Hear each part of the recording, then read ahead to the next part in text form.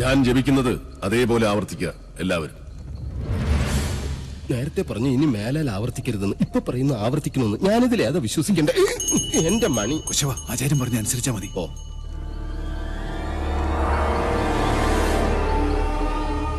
പൂർവാഗ്നേയീ ദക്ഷിണാച പൂർവാഗ്നേയീ ദക്ഷിണാച നൈര്യതീ പശ്ചിമാ തഥാ നൈര്യതീ പശ്ചിമാ തഥാ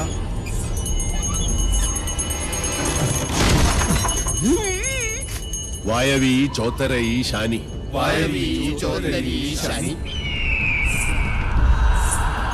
ദിശാ അഷ്ടവിമാ സ്മൃത ദിശാഷ്ടവിമാ സ്മൃത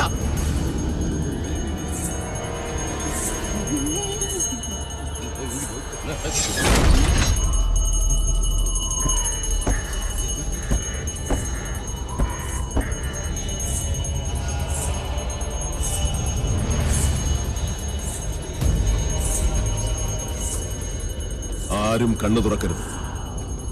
എന്ത് ശബ്ദം കേട്ടാലും ജപം നിർത്തരുത്. ചോര കണ്ടാൽ ഞെട്ടരുത്. ധീരരായ എന്റെ ശിഷ്യന്മാർ പോലും ഭയന്നിരിക്കുന്നു. ഇനി മതിയാക്ക നിന്റെ വായ്പാട്ട്. ആയുധപ്രയോഗം ബ്രാഹ്മണനെ വിധിച്ചിട്ടുള്ളതല്ല. എങ്കിലും ഞാനത് ചെയ്യും. അറുത്തെടുക്കും നിന്റെ നാവ് ഞാൻ. നീ മുടിയഴിച്ചിട്ട് കൂളിയെപ്പോലെ കൂവി ആരെയും നീ പരിഹസിക്കില്ല. ഓം വിശ്വകർമ്മണ്യേ നമഃ. ഇനി നിന്റെ നാവ് ചലിക്കില്ല.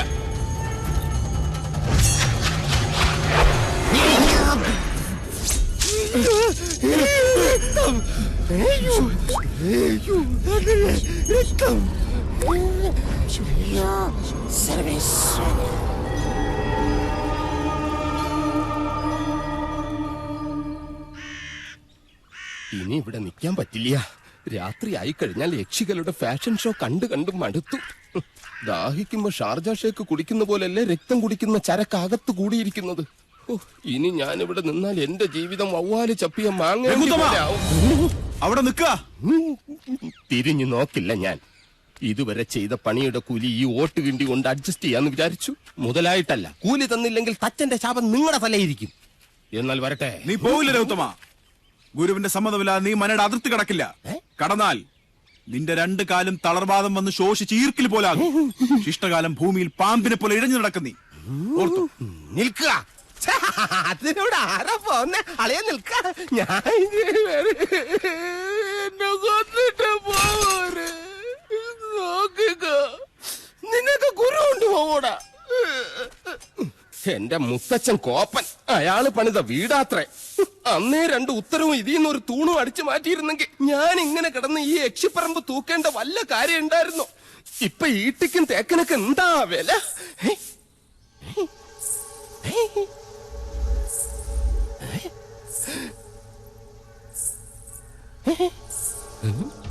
എന്തോ കിലുങ്ങുന്നുണ്ട്. ഇങ്ങനെ നിൽക്കുന്നോണ്ടായിരിക്കും. ഇരിക്ക. യമനെ കൊന്നയാമ്പ കൊമ്മിട്ടിരിക്കുന്ന പാർട്ടിയായ യക്ഷിപ്പറമ്പെന്ന് പറഞ്ഞത് പിടിച്ചില്ലായിരിക്കും. സാവിത്രി അമ്മേ, എന്നെ കൊല്ലരുത്. ഞാൻ സാവിത്രിയല്ല, തുളസിയാ. അതിനിടയ്ക്ക് പേരും മാറ്റിയോ? മാധവേട്ടനില്ലേ?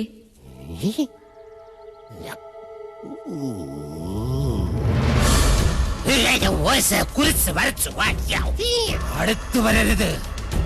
അടുത്തു വന്നാൽ പേടിച്ച് മൂത്രമൊഴിച്ചു കളയും ഞാൻ. മാധവേട്ടൻ എവിടെ? മാധവേട്ടൻ എവിടെ? മാധവേട്ടനോ? എന്നെ കൊണ്ടൊന്നും പറയിപ്പിക്കരുത്. തലയ്ക്ക് വെളിവില്ലാത്ത മൂന്നാല് നമ്പൂരി ചെക്കന്മാരെ പിടിച്ച് അടുപ്പിന് ചുറ്റും ഇരുത്തിയിട്ട് സ്വാഹ സ്വാഹ എന്ന് പറഞ്ഞ് കുറച്ച് എണ്ണയും കോരി ഒഴിച്ചാൽ ഒരു യക്ഷിയും തളയ്ക്കാൻ പറ്റില്ല. യക്ഷിയെ തളയ്ക്കണമെങ്കിൽ ഏഷ്യാനെറ്റിലെ കടമറ്റത്ത് കത്തനാർ തന്നെ വരണം. അത് നിനക്ക് എങ്ങനെ അറിയാം? ഞാൻ കത്തനാർ സീരിയലിൽ കണ്ടിട്ടുണ്ട്.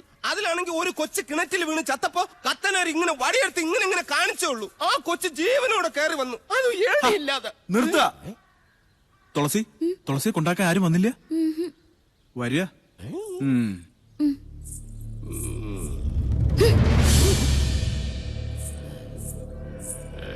ഇവിടെ യക്ഷിയുടെ മറവിൽ സ്ത്രീകൾ വരുന്നു, ജപങ്ങൾ മുറയ്ക്ക് നടക്കുന്നു. ഛേ, അങ്ങനെ ചിന്തിക്കാൻ പോലും പാടില്ല. എനിക്ക് കിടന്നാൽ രഘുത്തമ. എന്താ എവിടെ ഉണ്ട്?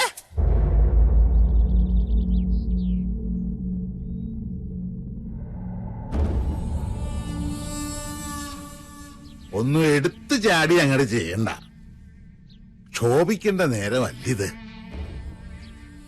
നെല്ലൂർ മണ്ണ് ഉണ്ണി നമ്പൂരിക്ക് വേണ്ട ചെയ്യാ. ആ മോഹം മനസ്സിൽ അങ്ങോട്ട് മുറിക്ക. അച്ഛാ, രാജീവൻ വല്ലാതെ അങ്ങ് മോഹിച്ചുപോയി. എന്റെ മോളെയോ ചെമ്പ്രയിലെ മണ്ണോ? അല്ലാതിപ്പോ ചെമ്പ്രയിലെ പെണ്ണും ചെമ്പ്രയിലെ മണ്ണും രാജീവിന് വേണം, അല്ല രാജീവ? ഗൗരി എവിടെ? ഗിരീശൻ എവിടെ? ഞാൻ പറയുന്ന അവർക്ക് മനസ്സിലാവൂ. ഗിരീശ, ഗിരീശ!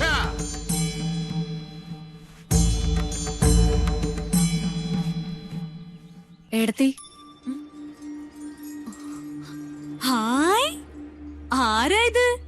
പട്ടാഴിയില്ലത്തെ ആത്തയമ്മയോ? ഇവിടെ നിന്റെ ഏതെടുത്തി ഇരിക്കണത്? പടിയിറങ്ങി പോയ മൂശട്ടെ. അച്ഛാ, ജയേട്ടാ, ഇങ്ങോട്ടൊന്ന് വേഗം വരിക. അനിയത്തി. ആഹാ, എന്താണ് നിനക്കിവിടെ കാര്യം? എടി എന്താണ്? അച്ഛന്റെ ആംഗ്ലമാരുടെയൊക്കെ മുഖത്ത് ചവിട്ടി തേച്ച് ഇറങ്ങിപ്പോളല്ലേ നീ?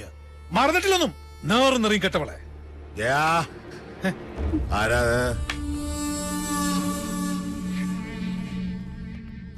കണ്ടില്ലേ അച്ഛാ? ഇറക്കി ഇവിടെ പിഴച്ചവളെ. എന്താണാവോ വരവിന്റെ ഉദ്ദേശം? ഗുപ്തനും മക്കളും ചത്തു നശിച്ചോന്ന് കണ്ടുറപ്പിക്കാനാ? അപ്പൊ ഉറപ്പാണ് അച്ഛന് എല്ലാം നശിക്കൂന്ന്. അവന്റെ അച്ചിപ്പണി ചെയ്ത് നടക്കുന്ന നീ ഞങ്ങളെ ശപിക്കുന്നോടി. അച്ഛാ, ഈശ്വരനെ കരുതി, എന്നെ കരുതിയിട്ടല്ല, അച്ഛന്റെ ഏട്ടന്മാരുടെ നന്മയ്ക്ക് വേണ്ടിട്ട് പറയാ. മുഖവുര വേണ്ട. മാധവേട്ടനോട് ചണ്ടയ്ക്ക് നിൽക്കരുത്, എന്റെ ഒരു അപേക്ഷയാണ്. കേട്ടില്ലേ? ഇവള് പറഞ്ഞെന്റെ പൊരുളച്ഛന് മനസ്സിലായില്ലേ? നമ്മുടെ ചോരയ്ക്ക് വേണ്ടി ഇവള് ദാഹിക്കുന്നു. ലക്ഷണം കൊള്ളാം. ആദ്യ യുദ്ധം ചെയ്യാൻ കടവ് കിടന്ന് വേളിക്കാരൻ വരുന്നു, പിന്നാലെ സമാധാന ദൂതുമായി സഹധർമ്മിണിയെ പറഞ്ഞയക്കുന്നു. എന്താ ഇതിന്റെയൊക്കെ അർത്ഥം?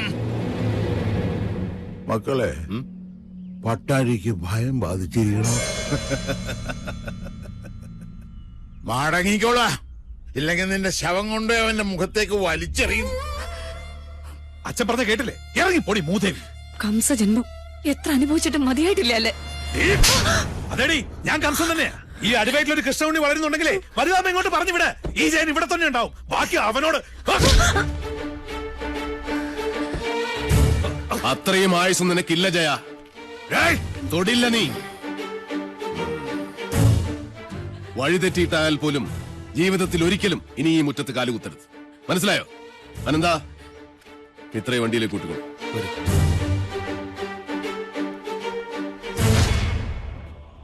ഏതൊരു പെണ്ണിനും സ്വന്തം വീട്ടുമുറ്റത്ത് വന്ന് നിൽക്കുമ്പോ ഒരു വിശ്വാസമുണ്ട്. എത്ര വെറുത്താലും അവമാരെ ചാട്ടിയിറക്കി വിടില്ല. നിങ്ങളത് തകർത്തു. വെറിപിടിച്ച നിങ്ങളുടെ മനസ്സ് പിതൃസ്ഥാനത്തിന്റെ മഹത്വം മറന്നുപോയിരിക്കുന്നു. സൂക്ഷിച്ചോ ചിത്രഗുപ്ത, നിങ്ങളുടെ കൈവെള്ളയിൽ 1000 രേഖ.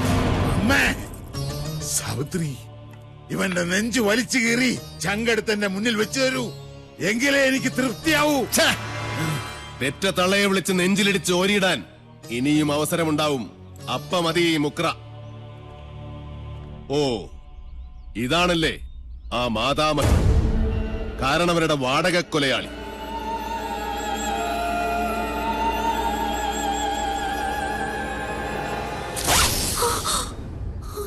ഒളിസേവയ്ക്കിറങ്ങുന്ന ഈ ദുർദേവതയെ കണ്ടാൽ 2ആയി വലിച്ചു കീറും മാധവൻ. ഓർത്തോ?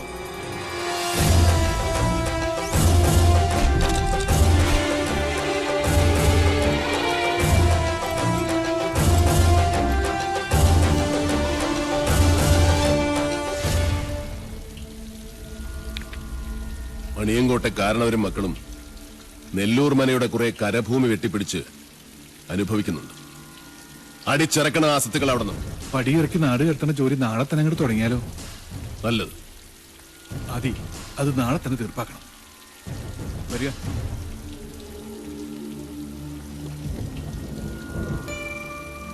എന്താ കണ്ണ് കലങ്ങിയിരിക്കുന്നത്?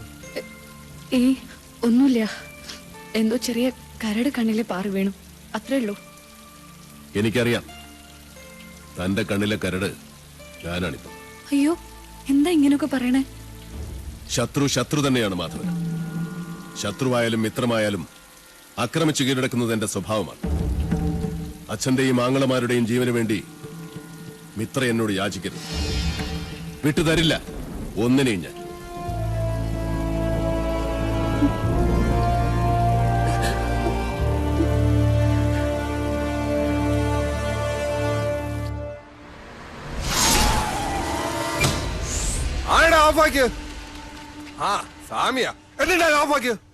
അക്ഷരം അറിയാവുന്നവനല്ലേ ഈ കോർട്ട് ഓർഡർ ഒന്ന് വായിച്ചു കൊടുക്ക്. എന്താ ഇത്? നിന്നെയൊക്കെ ഇവിടുന്ന് വലിച്ചിറക്കാനുള്ള കോർട്ട് ഓർഡറാ. കൂട്ടി പൊക്കണം. സ്വയം ഇറങ്ങണോ അതോ കഴുത്തിന് കുത്തി ഇറക്കി വിടണോ? എടാ വാസു, യവന്മാരെടുത്ത് ചീന്തി ചിന്തയിടാ.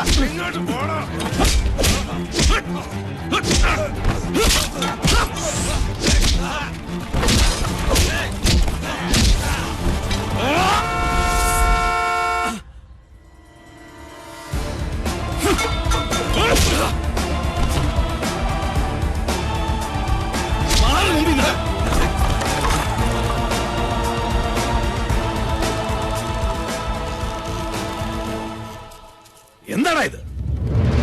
നേരെ വായിച്ചു നോക്ക്. വീഴറിയണ സ്വാമിമാരുടെ കൈയും കാലും.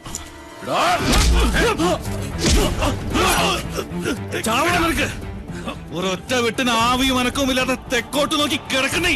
ഇന്ന് മുതൽ തുളസിയുടെ മുതലിൽ നിന്നൊരു പഴുക്കിനെ പോലെ നീ എടുക്കരുത്. എടുത്താൽ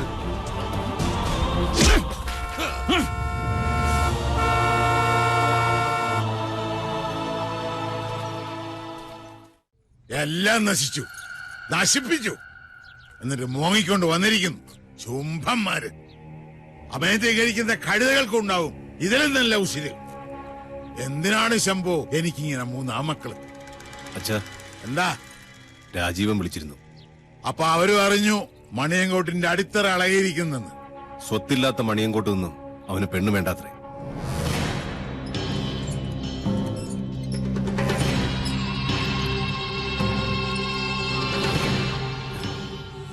എന്റെ സാവിത്രി,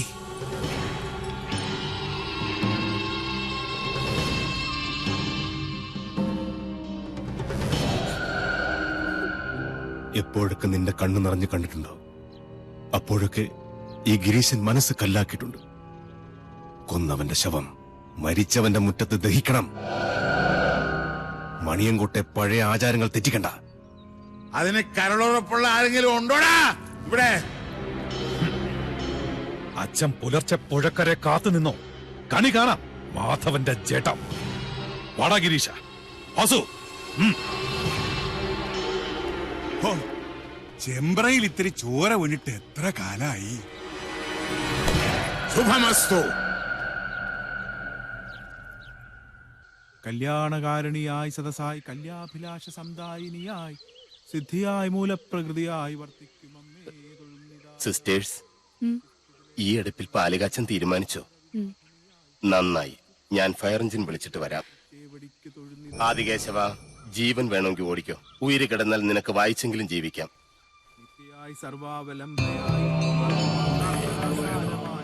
തുളസി, അന്നപതിയായ അഗ്നിയെയും മഹാലക്ഷ്മിയെയും മനസ്സിൽ ധ്യാനിച്ച് നെല്ലൂർ മനയിലെ അഗ്നിശാലയെ ഞാൻ വീണ്ടും ഉണർത്താൻ പോകുന്നു. അത് നിന്റെ കൈകൊണ്ട് തന്നെ വേണം. പേടിയുണ്ടോ? കുട്ടേട്ടാ, വേണ്ട. ഈ അടുപ്പിൽ നില തീ പിടിച്ചിട്ടുണ്ട് അച്ഛൻ. നിന്റെ അച്ഛനെ കൊന്ന സാവിത്രിയുടെ പട്ടടയ്ക്കാണ് നീ തീ കൊളുത്താൻ പോകുന്നത്. പറഞ്ഞതനുസരിക്ക്.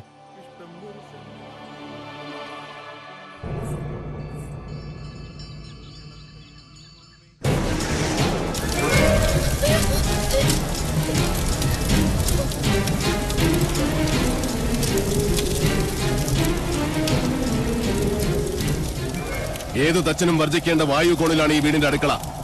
അനന്ത, ആഞ്ഞു വീശുന്ന കിഴക്കൻ കാറ്റിന്റെ ഗതി തടയി.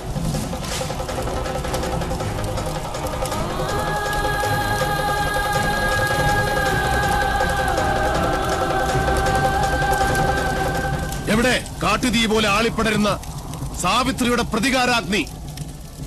എവിടെ ഹരിനാരായണനെ കൊന്ന ശവദാഹികളായ തീനാമ്പുകൾ?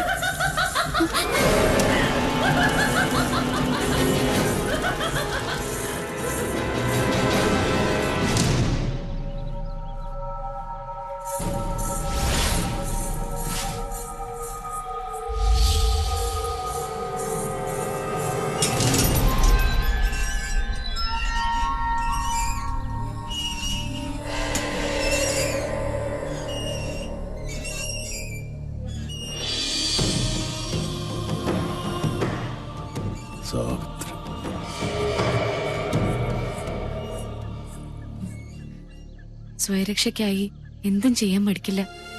അച്ഛനോ മക്കളോ അതോ കീഴടങ്ങാൻ മടിക്കുന്ന ഈ ദുഷ്ടരാക്ഷസി? ആരായാലും ഈ പിത്തലാട്ടങ്ങൾ കണ്ട് ഭയപ്പെടുന്നവനല്ല മാധവൻ. അതെ, എല്ലാരും വരിക. അടുപ്പിൽ പാല് തളിച്ചു തൂവി. പൂർവികരുടെ കാലത്ത് നടക്കാതെ പോയ ഗൃഹപ്രവേശം ഇപ്പോഴാ നടന്നത്. ഇപ്പൊ ഇതൊരു വീടായി. അതെ, ഇതൊരു ലക്ഷണമൊത്ത മനുഷ്യാലയമാകാൻ പോകും. നിനക്ക് ഞാൻ തന്ന വാക്ക് പാലിക്കാൻ കുട്ടേട്ടൻ ഒരു അല്പദൂരം കൂടെ സഞ്ചരിച്ചാൽ മതി. പ്രാർത്ഥിക്കുന്നേ, സാവിത്രിയുടെ അന്ത്യം കാണാൻ കാത്തിരിക്കുന്ന നിന്റെ പൂർവികരുടെ ആശീർവാദത്തിനായി.